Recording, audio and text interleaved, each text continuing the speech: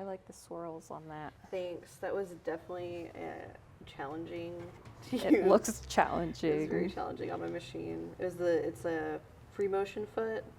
Okay. And I don't have the tensions down yet. Mm-hmm. So this was like me experimenting was on this fabric first. And I was like, I don't want to practice anymore. And so I started here, and then it kind of, there's some loose spots, but I like how it turned out. You can kind of see that I was experimenting when working on it. So you use a machine and by hand? Yes, yeah. Okay. So everything on the background, especially on the landscapes, that's all machine work. And I got that free motion foot to be able to do, instead of just straight lines, I can kind of get curvy with it. And then I go over, this is hand stitched. And so are these. And then all of the really intricate fine detail is hand done. I'm still working on these the flames there, but all of that's done with felt, and then I hand stitch over the felt. All different textures too. Yeah. And this is probably the most done landscape one I have. So I brought that, and then I brought this other one to kind of show. Yeah, I'm really excited about this one. To kind of show, like, this is the first step, is getting this background down, and then I add all of the embroidered detail on top. Mm-hmm. I'm going to do a bunch of little ghosts flying through. Nice. The nature spirits haunt this space. I appreciate all of the different patterns, like mixing patterns. It makes it seem more like a forest. Yeah, I really wanted to, I wanted to add as much depth as I could, and I noticed that some of the patterns have there's a darkness to them where some are much more light and do better towards the front of the scene, and then some look much better further back. And same with I'll play with color, different textures and different materials to create that same depth. Yeah. And then this was the first woodland scene where I used this pattern background, and I think it helped add that there's more forest behind just this scene. Yes. That's what drew me to this piece, I think. You like the background? Yes, that's a great idea. Yeah.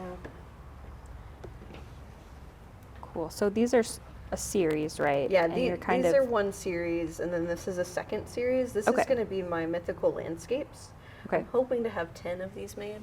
We'll see how many I have done, because I still have 2 backgrounds to do. So I have 8 almost finished, and then 2 I haven't started yet. So hopefully I'll get them done. And then this is a 10-piece series as well. It's called Night and Day. And this is like a story. So you're making a story. Yes, yeah. Basically. It's, it reflects my personal experiences, but it's mixing that with folklore, my love of folklore and fairy tales. So it's kind of taking a look at my own personal experiences through the lens of if it were a fairy tale. Mm-hmm. And this piece is about finding love after a life spent in hyper-independence. So a lot of it focuses on the character Night, who resembles me, and my partner, Day. He's the character Day in this. And it's just them, it's mainly her journey, because that's what I know is my journey, and what her journey looked like in hyper-independence and being overwhelmed in that hyper-independence before she meets him and learns to let go of some control, because he's there to help. That's awesome. I like how you're using a personification of night and day and relating to it by adding yourself into that story. Thank you. But I love all this layering. Thank you really so much. Nice. And it this makes you looks like you're in the forest. Yeah. And that's cool. So part of the story is that Night, she's venturing out into the world on her own. That's kind of what this piece represents, her venturing out into the world. All she has is herself, and she's just trying to discover what's out there, what's available to her, and over time she builds a garden for herself. But then this piece represents how the garden became too much, she did too much for herself. That's where the hyper-independence starts to kind of strangle. And then Day is going to come in and kind of help her figure out how to make the garden more manageable, and they're going to build this garden together.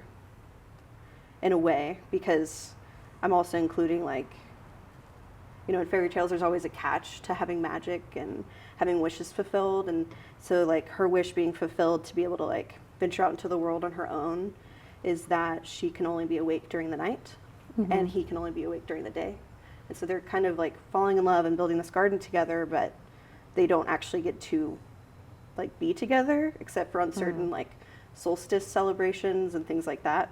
Okay. So I'm really excited to, like, I want to make a book out of this eventually. Yes. I'm really excited to, like, get all the details written down and pair them with these pieces, but there's just a lot that I still have to do. Yeah. I'm excited to see the end project. Thanks. The end thanks. result. I'm excited too. Yeah. So excited. Okay. We can switch over to the other things. Yeah.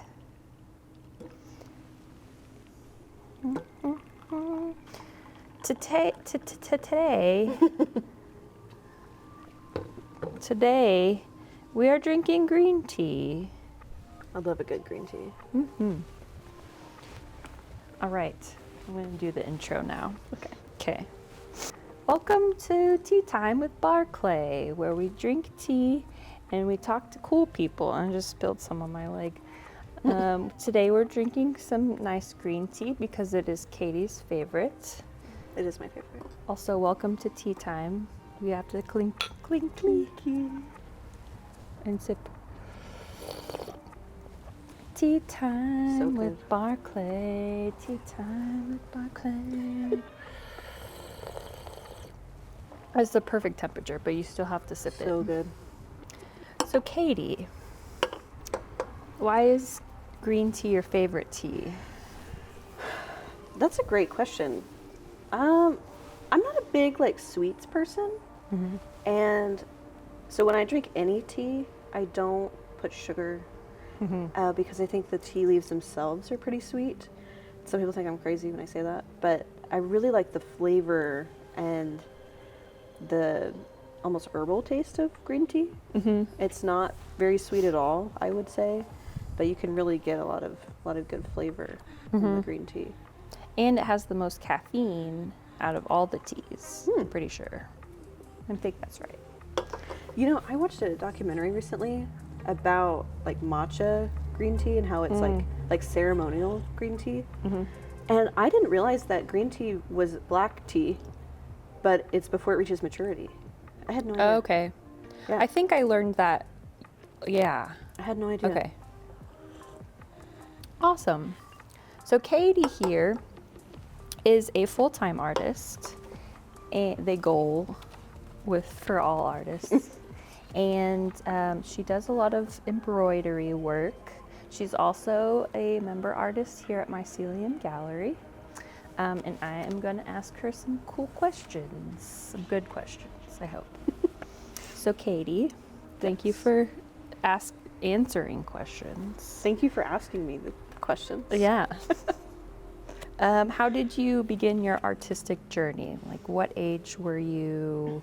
Do you remember what project it was? I've always been creative since I was very young.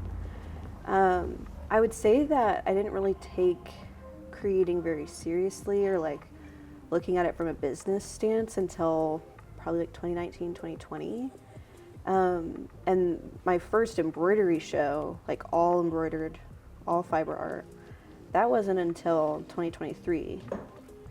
And I feel like that show was where I really found, like, what motivates me to create, or like what motivates me now in life. Whereas maybe earlier on, I just did it for fun and it was like a means of escape from escaping, like, a difficult time. But now I would say I'm kind of like with the purpose of healing from those things. So it's like whenever I was young and I created, I did it as a means of escapism, and now it's like I create to look at those things I was trying to run away from, maybe. Okay. If that makes sense. Do you feel like making things, like, helps you process those things? For sure. Cool. And I don't think I realized that until I was an adult. Yeah. What inspired you to create when you were younger? I don't know. I liked just kind of playing around and experimenting with all of the different mediums there were. Because now I primarily, almost entirely work in fiber art and embroidery, specifically embroidery. But whenever I was young, I really liked playing with everything. And I think that just kind of learning how the different mediums worked, that's what made me want to create. I really like learning. Whenever I was young, I really enjoyed getting to play and learn about those art supplies and Yeah. how they could mesh together or Yeah. how they worked individually. Yeah. Awesome. So what do you think like shaped your art experience from then until now? I feel like therapy definitely shaped Cool. it a lot. The lack of therapy and the transition into therapy. Because like I said earlier, it was just to have fun and escape like things that were going on or themes that were happening in my life I didn't want to focus on. And then as I went to therapy, I realized that that's what I was doing with my art. And that's when I started to see a shift into what I make now, which is all about myself and healing things about myself and like hoping that like hearing the story of that healing process is inspirational to someone else. Yeah. But yeah, therapy was definitely root cause, the root of it all. So you can almost like get more specific or like you're using that art for healing in more of a direct way, I guess, Yeah, now, yeah. instead of like when you were younger, you were just doing it naturally Yeah, to get it before you had therapy. before I even understood. As therapy. Yeah. Yeah, that's cool. Yeah. So you're drawn to a lot of fiber arts. Yes, yeah. Do you think you were naturally drawn to these materials, or were they just there, or? I had never done embroidery or fiber artwork of any kind growing up. It wasn't until I was older. I thought it was really interesting, but I had just never done it. And I think the reason I've stuck with fiber art so long, it's the longest thing I've stuck with, and I really enjoy doing it. And like I've made it my entire business now, and like everything I create is fiber artwork. Because it's really challenging, and I feel like I'm constantly learning. And there are so many different like subsects of what fiber art is. Whereas like when I was young, I had a really fun time jumping around from medium to medium to kind of experiment, but a lot of it came really natural to me. And so the challenge wasn't really there. But with fiber art, I'm constantly like, I could pick up crochet, I could learn to knit, I can learn to sew. I've done embroidery, but it's like each piece I'm noticing the improvement, and I'm noticing that I'm learning more as I go and while I experiment. And I layer all these different fabrics together, and I can just like mash so many things together from the fiber art, Yeah. you know, so. And right now you've been doing a lot of layering with different textures. Yes, yeah. And patterns even. So you are working on almost like a story right now of, tell me about the story that you're working on and all of that. So the story of Night and Day centers around two characters, Night and Day. And the main character is Night, and she represents myself and like the healing that took place before finding like a nurturing love. And it kind of, it emulates like my life, but it's also like a play on the creation of Night and Day and how they came to exist. I'm really inspired by folklore, fairy tales. I took a folklore class in college, and it helped me remember that I used to write all these little stories all the time when I was a kid, and it was something that I just had completely lost in my work. And because of that class, I like refound it, and I just started making all of these pieces that had to do, they like had this symbiotic relationship with the healing and the life experiences I've had, but artfully playing with them in a way that like tells this fanciful story of, you know, whether it's like a frog learning how to make friends, or, you know, night and day coming together to experience like a true nurturing love for the first time, and like how those two very opposite people mesh together and take care of each other. So it's been really fun to work with the storytelling element, and getting to write up what their lives look like. Yeah, and then seeing it come to life through fabric is really cool. And you use part hand sewing, is that embroidering? Yes, yeah. And part machine. Yeah, I usually, the machine, I've just started learning how to sew on a machine probably the last 6 months. My mother-in-law gave me a sewing machine for my birthday, and I went crazy once we moved into our new house. And I really like to use the sewing machine to create the different backgrounds of pieces. It kind of, it helps it go by a little faster, because I have done it like hand embroidered the background, and it takes so long. But the machine, it's kind of like wider. Yeah. And I feel like I can get more done by doing the backgrounds that way. But then with the very fine details, I have to go in with hand embroidery, and it still takes so long. But the machine does save me a lot of time, and I think because it saves me so much time, I get to experiment more and have more fun learning how to sew on the machine too. Like, these pieces are helping me learn the machine as well. Cool. So in your story, you would be your night, right? Yes, and then your partner's day, and you're getting married soon. We I don't are. know if you want to talk about that. Yeah, but we can. That's cute. Thank you. In May, right? Yeah, I think we're going to do May next year, end of May. Congratulations. That's Thank so you. great. Thank you so much. So what motivates you to continue working?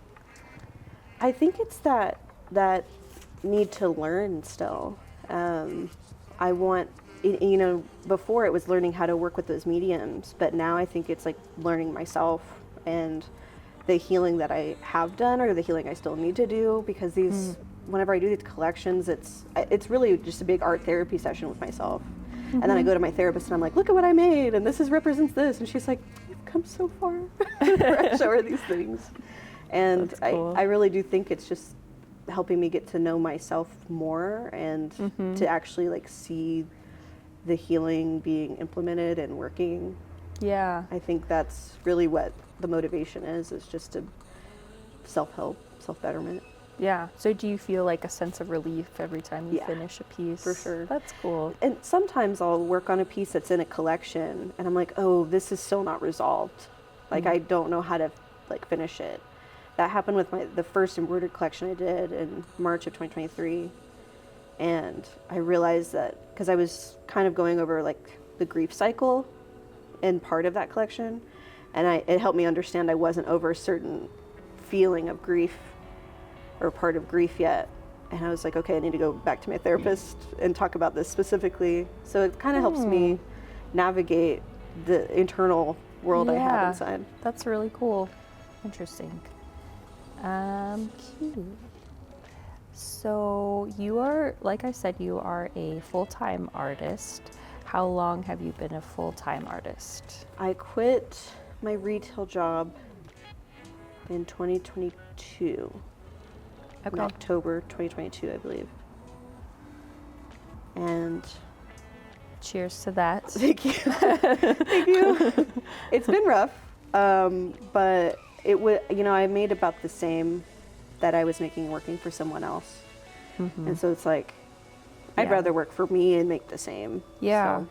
And I'm sure there's there's obviously an adjustment there where, you know, you are the independent, you know, you are making money for yourself. So what is that like? I'm sure you're still kind of figuring it out. Yeah, I think every year since then, it's just been figuring it out, like what works, what doesn't work, trying new things, getting rid of things, bringing in old things I thought I didn't need. Yeah. It's definitely just been, I just got to keep trying new things and seeing what sticks and what works and what doesn't. Yeah.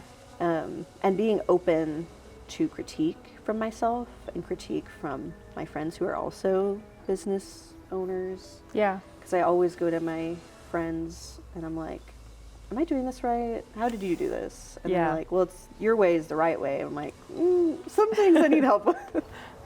But just being open to that, I think, is Yeah. a really big thing. Just being open to what change might need to be had. Yeah.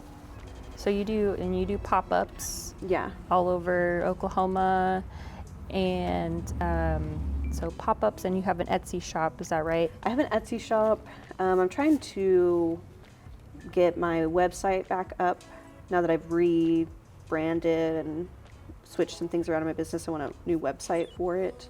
I'm hoping to have that done this year, where I can sell and not use Etsy, just because it's like getting rid of one less like person that I'm like having to Yeah. work with. I can just Yeah. do it all.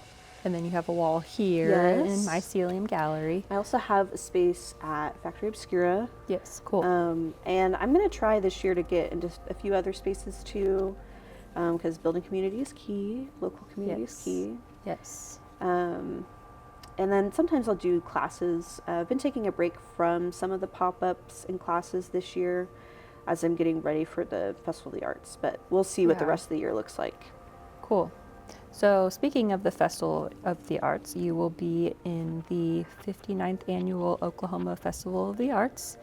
And that's what you're getting ready for. So you have lots to work on. And this is one of the pieces that you are working on for that. Yeah. And it is in its starting phase. Yeah, I haven't done a single stitch on this guy. Okay. This is the character Day. This is the first piece in this series I'm doing that's just that character, so I'm really excited to.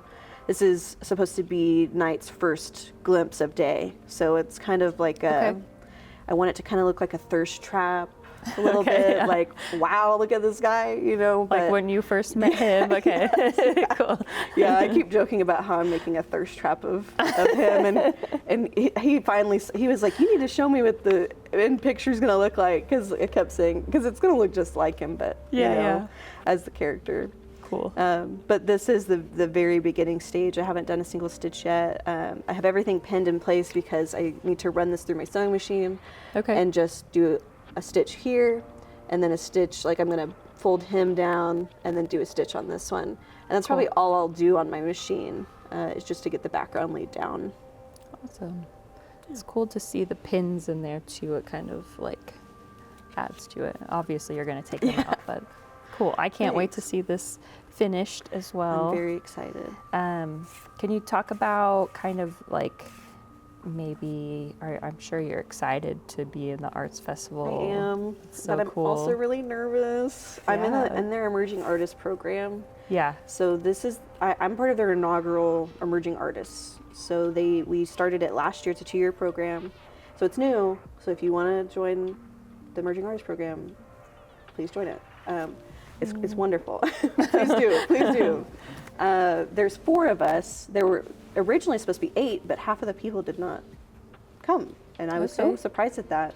But it ended up working out for us because the original plan that they had was to have us just display 2 pieces of work and not sell. But because it went down to 4 people, it's the same amount that one of their tents, one of the Okay. tents that they have, so they're letting us sell our work as emerging artists. So Okay. So you're doing more work than you were then I was originally planning. Yeah. Okay. But it'll be Wow. good. It'll Yes. be nice. And I think we have our own separate juror process because it'll just be between the 4 of us. And they said there's going to be a prize Okay. for emerging artists. I'm not sure what that's going to be, but I'm very cool. excited about that. I still Yes. have quite a few pieces to finish in like 2.5 weeks, but we'll get it done. You can do it. I can do it. I can do it. And then going back to the community stuff. So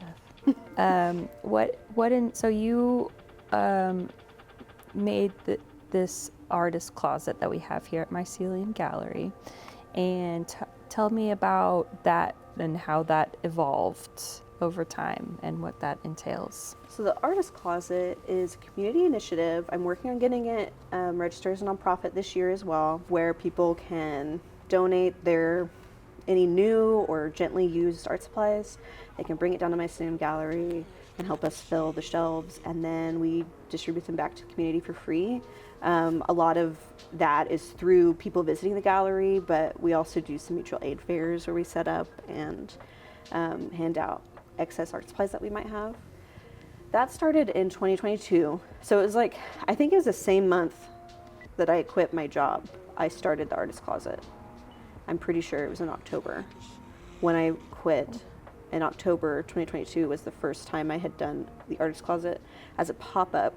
I was at the Norman Art Walk, and I remember seeing this video months before called, it was by an organization called The Boardroom. They're based out of California, and they have like an artist closet, but like it's huge. It's like a warehouse. They have like free spaces for artists to work. They're a nonprofit, and they have half a warehouse full of art supplies. And I was like, I want to do that. I want to do that so bad, and it's still something I'm working towards, and I will have it one day, and I will make it come alive. But it started with just a shelf that I took with me to Art Walk. I had my own booth set up, selling my art, and then off to the side I had my little shelf. And it had like it was one of those pop-up shelves from Amazon. It had 6 little spaces, and I just filled it with my own unused art supplies.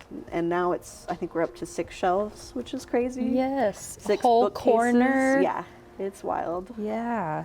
It's wild to see that. It's been like, I use the Artist Closet a lot.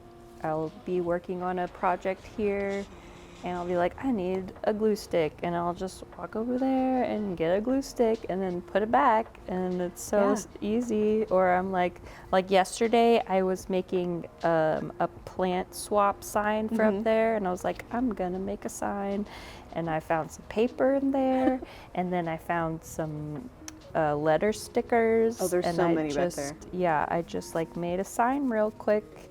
It was so handy. I'm glad it's being used. And so many people, since moving to this space, I don't even remember when, it was last year, like halfway through the year, like in the summer maybe. Since it's been in this space, I've noticed so many more people are able to enjoy it and have access to it, which makes my heart very happy, and I'm glad it's being utilized. Every time we tell people about it, they're like, you can just take stuff? They just don't get it. They're not used to it. I understand, but every pop-up we do, if I'm here while people are going through stuff, if I'm here organizing, they're like, I can just take all this? Like, yes, that's the whole point. They just don't, they've never seen it before. People so just dumped it here, and then you can take just take it. It's great. So last question. What advice do you have for a new artist? Oh, gosh. I think practicing authenticity in yourself, it will be reflected in your work, and that's what people want. They want little pieces of you. That's what I've noticed over the last, I guess, almost 3 years.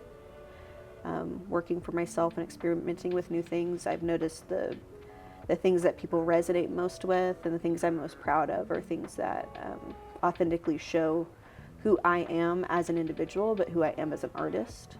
And having those intimate and vulnerable conversations with people at shows, that's like what makes it special for me.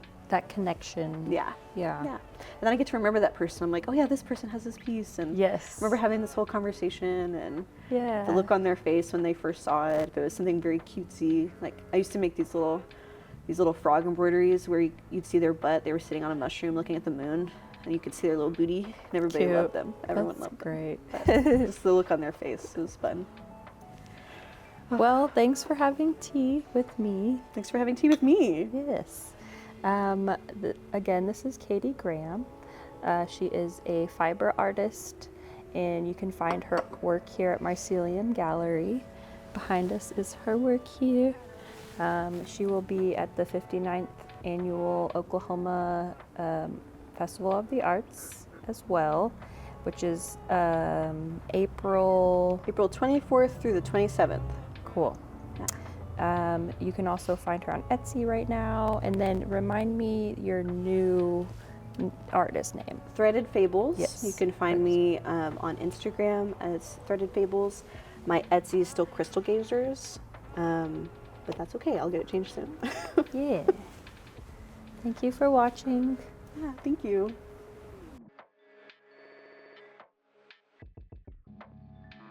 Also, Katie is involved with our Mycelium zine, which I guess we can tell them what it's called now. Yes. It's going to be called The Spore. So cute. And you'll have to catch that. I think we're going to release it in the beginning of June. So check that out. David Steele's going to be the first one in that issue, and then Katie will be the next. Oh wait, and that doesn't. Okay, never mind. The Spore. Look for The Spore. Look for The Spore. The zine. Okay.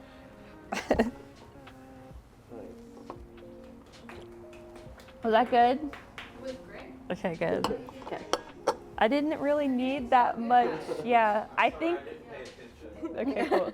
That's okay. I think drinking that energy drink before was a good idea. Yeah.